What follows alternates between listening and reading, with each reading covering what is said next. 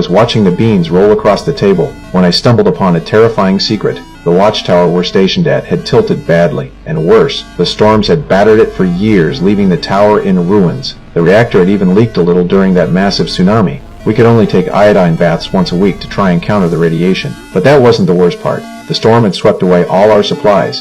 We'd already run out of drinking water, and the food in the fridge was nearly gone. To survive, we were barely eating enough to stay alive. We've been stationed here for 2 years now, but for some unknown reason, even though the time's long past, we haven't seen any replacements yet. Just as we were all losing hope, I spotted something terrifying during my watch. A ship was silently approaching, but it didn't show up on radar. It was too strange. The captain immediately ordered the comms officer to identify it, but no matter how much Amy called, there was no response. I thought maybe it was the replacement ship, but the captain quickly hit the alarm button, ordering Jack to stand by on deck. We all felt confused, but followed orders and turned the guns. The ship kept getting closer, and our hearts raced. Just as the cannon was loaded, the captain suddenly changed his mind. He thought the ship might be carrying our comrades. He ordered me to take the yacht out and investigate. I didn't understand why it was me, but as a soldier I had to follow orders. So, I went without hesitation. As I got closer to the ship, the letters on the hull became clearer. It was the replacement ship we'd been waiting for. But strangely,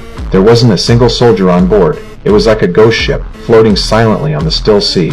I swallowed my fear and boarded the ship, searching every corner. Inside the cluttered cabin, everything was covered in cobwebs. It was clear the ship had been abandoned for a long time. But why was it here? Could it really just be a coincidence? As I went deeper into the ship, I found some personal items and 4 sets of military-grade protective gear. I realized this gear must have been for the comrades replacing us, but they were nowhere to be found.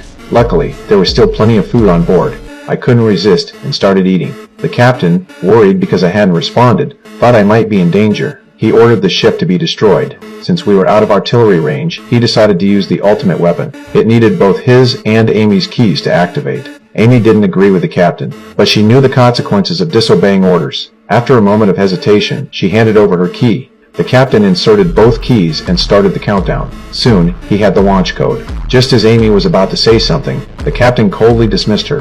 That's when I remembered the intercom I'd turned off. I turned it on. Sullivan, we've gone live. Repeat, we've gone live. No one here. All clear.